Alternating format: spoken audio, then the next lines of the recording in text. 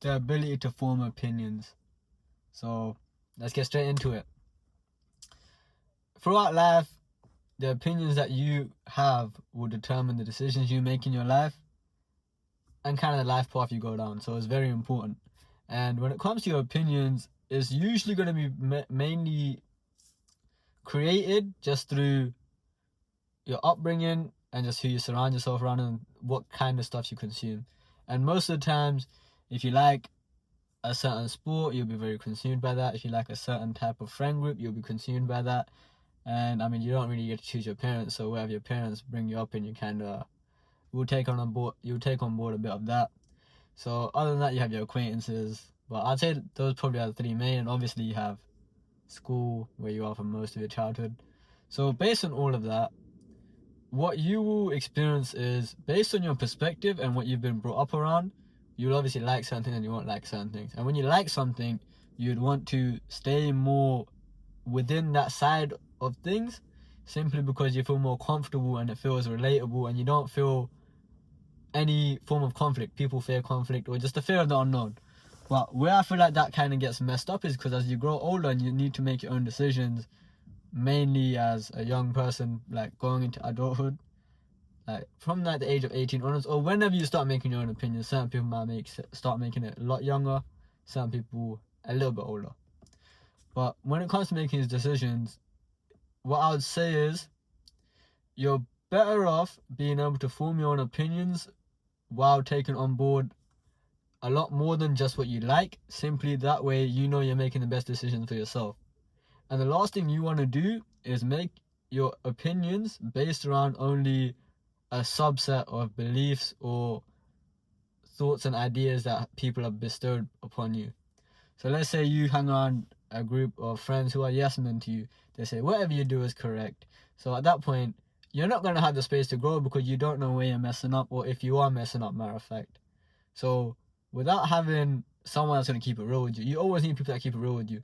And I'm going to keep it real with you. If you can't have someone keep it real with you and you get offended by it and then you don't want to speak to them no more because they made you feel uncomfortable, I don't know how you expect to grow. You need to be able to be comfortable with being uncomfortable so you can grow as a person. And when it comes to your opinions and beliefs, I'm not saying you should just change it on a whim, but you should be able to have a more well-rounded backing up to why you have those beliefs.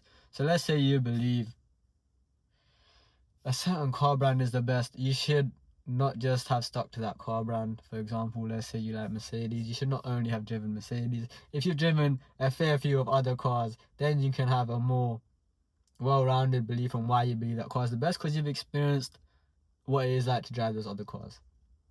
So that way you have a more well-rounded opinion.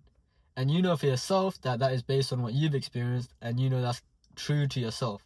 Whereas let's say you have a friend who says, yeah, the car you're driving right now is the best brand, and you just adopt that belief, you will never know if it was the best brand. And let's say somewhere later down the line, you may have a regret because you may end up driving another car, and that car may be miles or even significantly better than what you experienced throughout that whole point in life. But the only person accountable for that at the end of the day is you. But you're not going to feel like it was you because you will blame the person that you got the opinion from. But I'm going to keep it real with you, is you. You need to be accountable for that. And for you to be accountable, you need to be open to hearing different opinions. So even if that means you need to go to different sources of information. So let's say friends, family. I mean, family you could do. Unless they're all like very strict on what they believe, then you have to seek it outside. So maybe friends. Online, there's a lot of sources of information, so you can easily find what you stand for and what the opposition to that idea or opinion is. So like that's a great way to know what your opinion is backed by. So that way, if someone challenges your belief or opinion, you can be confident in the reason why you believe what you do and why you have those certain opinions. And this allows you to be accountable for every decision you make in life. I feel like there's no other better way to live, because at least that way you won't have the regret that you lived your life, or not even lived your life, that you basically just went through life living a version of your life which someone else wanted to live, but they couldn't live it, but they lived it through you. why would you want to live someone else's life through yourself? You might as well live your own life, because time ain't gonna wait for you to make your mind up one day and then give it all back, since now you decide and now you want to make your decisions. In latent terms, consult, I'd say, at least 3 different sources, and make sure they're not all supporting one ideology, that they are either opposing each other or just a different perspective or a different take on that opinion or belief. And then when you have all of that knowledge, you can formulate your own opinion or on the matter that you feel strongly towards. You may even find that your opinion may change, and for it changing, it may take a little while, because instinctively we want to protect our own beliefs, our own opinions, because that's what we're most comfortable with.